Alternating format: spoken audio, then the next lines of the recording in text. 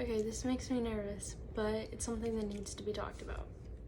You have to put yourself first. Like, that is one of the hardest pills to swallow about mental health and actually living a happy life, is you have to put yourself first. I'm here to tell you that your feelings are valid. Don't let somebody else tell you how you're supposed to feel. It's because you've been pushing yourself and doing things you don't want to do to get where you want to be. So hey guys, this is a little bit of a different video than I normally do on my channel, but I really am passionate about mental health in general. So I thought it was a good time to talk about this, and what a better time to talk about mental health on my channel than a time that I'm struggling in my mental health. I've just been in a rut lately. I don't really know exactly what's going on, but I'm just not happy, and I'm trying to push myself extra hard to get where I want to be. So basically this video is going to be about how you can somehow make your rut better. If you're feeling down in the dumps about something, like how do you get yourself out of that when you just don't feel like doing anything? Here's a little past on my mental health. So I've struggled with different variations of mental health in the past. Basically I was just really low at one point, and I was talking to my mom about it the other day, and I was like, well, I'm not better than that girl that was just really not okay. I'm stronger than her. I don't want to put that part of me or that life that I was living down, because it made me who I am today and the person that is able to get out of the rut. Basically, if you are that girl, if you were the girl that I was right now, I promise you it gets better. It's a lot of hard work, but I just really want somebody that's out there lonely to know that they're not alone. They feel things, or I feel things, and other people feel things that are the same way, and just it's not something that's really talked about on social media, especially amongst like younger people. It's just not something that's very spotlighted, that needs to be talked about, that needs to be normalized. And just, so I know this is all over the place. That was my somewhat entry, but I've got some stuff written down to help guide me, so I'm not talking about everything because there's so much for me to talk about, so much I've just learned over the years of dealing with mental illness and stuff. So first things first, I really think that you should go to a professional if you are feeling suicidal thoughts, if you're wanting to hurt yourself, or if you are. Honestly, I just don't know what I would have done personally if I didn't have the professional side to it. Of course, you can try to self-treat yourself, but when it comes to something as serious as wanting to end your life, that's when you need to go talk to somebody about it. And even like, I've had people come to me before that just confided in me, and they were just telling me that they would just always feel sad. They were just always like upset, and for no reason, like there was no reasoning behind it. And I would always try to encourage them, go see somebody. Like, you'd be amazed at what the right medication can do for your mental health. I'm not sure what about that scares people. I know I was scared at one point, but I was also happy, because I wanted something to help, something that would make it better to where I could live a happier life. But I understand a lot of people don't like to talk about their feelings, and they don't like to go to somebody for help, and that's completely okay. I understand that, but it's also necessary if you want to get better. So lately I've been isolating a little bit, and that is one of my traits that I do when I get really upset. I don't talk to people. It's nothing against anybody. I just genuinely push people away, and I don't mean to, but it's perfectly normal, and a lot of people do that. Well, it's not good, but it's normal, it's common. So that is one of the things now that I'm trying to work on, is not push people away and stay in my little shell. When I get upset, I have to go out and socialize. So I wrote down some key points that I try to look at if I'm trying to better myself and I'm feeling depressed, basically. So why are you upset in that moment? What has gotten you into this rut? Is there anything? Because sometimes there's nothing. Think about the possible problems or issues that could have put you into this sad rut or mood or anything. And can they be eliminated? If it's a toxic friend in your life, cut them out. Like, bye-bye. Sometimes I've learned this, especially this past year, you have to cut people out, or just like at least reduce your like, I guess, relationship with them if they are causing you harm. You have just got to, you have to put yourself first. Like, that is one of the hardest pills to swallow about mental health and actually living a happy life, is you have to put yourself first. So yeah, can you eliminate the problem? If you have a toxic friend, it's not going to be easy. It's going to feel like a breakup, but you have to cut that off. There can be several different things. Toxic relationships, there can be like a toxic job if you just hate what you're doing every day. Like, there's tons of different things that could just be causing that, and whatever you're thinking is causing your negative feelings is completely okay. And I'm here to tell you that your feelings are valid. Don't let somebody else tell you how you're supposed to feel. If you feel what you feel, that's fine. You just have to learn how to cope with it in a positive way and get out of that mood. So here's some things that I do to get out of the rut, now that we've realized that we are in it, or why we are in it. So actually do things you like. So why I said actually is because, or I know things that make me feel better. I know that I love doing my makeup. I know that I love doing videos. I know that I love having spa nights and writing in my journal and praying and doing Bible study.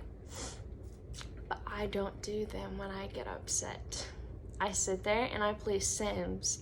If you don't know what Sims is, it's just virtual reality game. Basically, you can mod it up to where you can literally go out into an escaped world, and like, I can play my life through that. I don't have to worry about this life, right? Because I'm upset.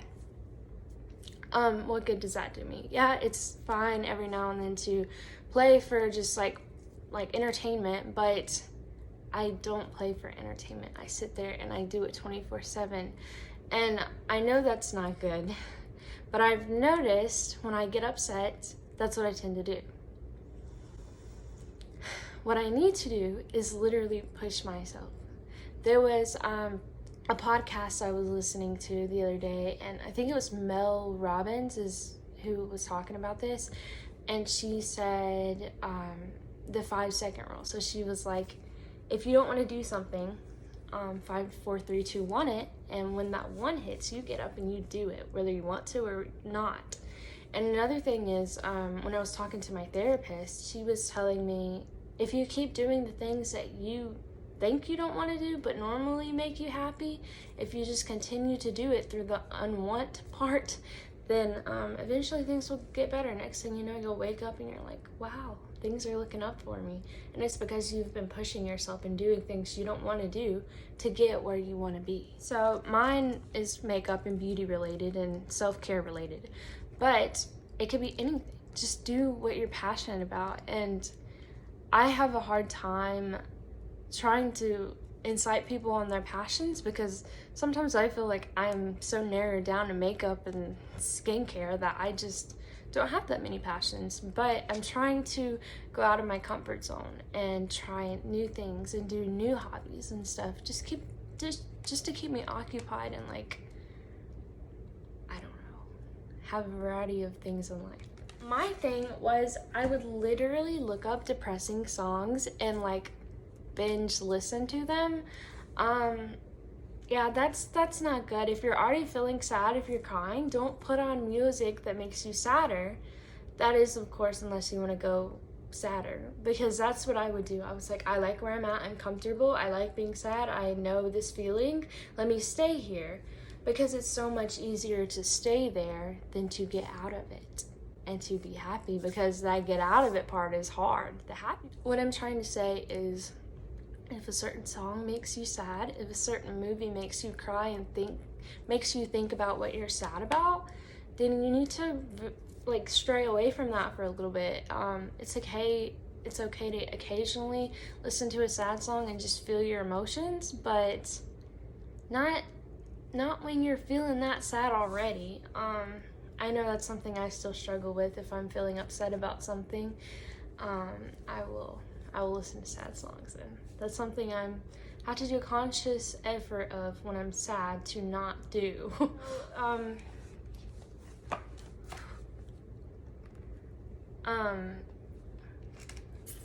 Someone recently this year, 2 people that I was really close with passed, and that's something I haven't really talked too much about as far as how I'm coping with it on social media, just because it's something still so fresh to me.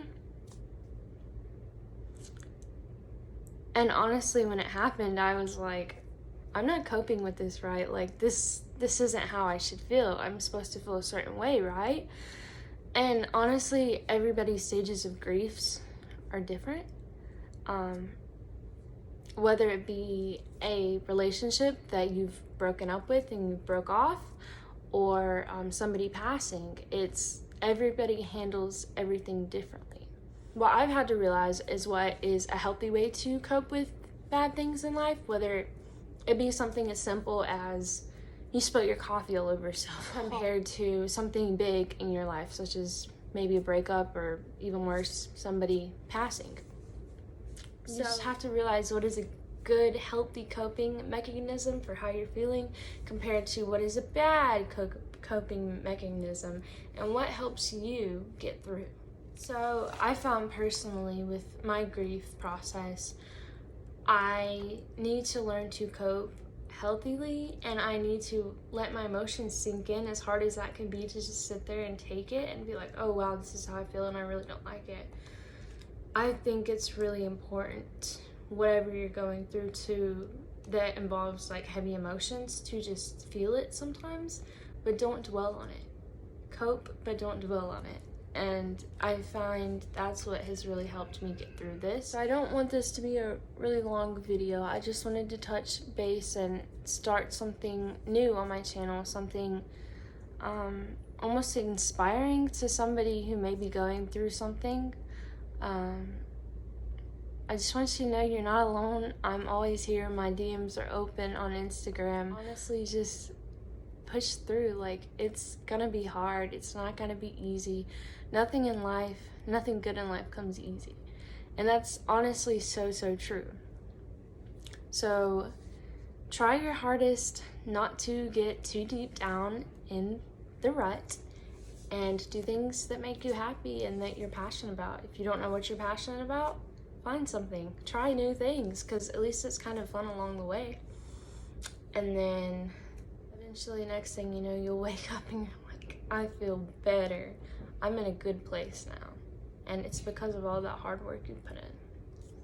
So, to end this video, I just want you to know, I know I said this like so many times in this video, but you are so important, and somebody cares about you, and you are not alone. So that's all I wanted to say. If you guys like this video, then I will definitely do more. If you don't like this video, I'll probably still do more, because it's something I'm so passionate about, and I feel like I have a lot of experience with it, unfortunately. But I hope you all have a great rest of your day, and I love you so much.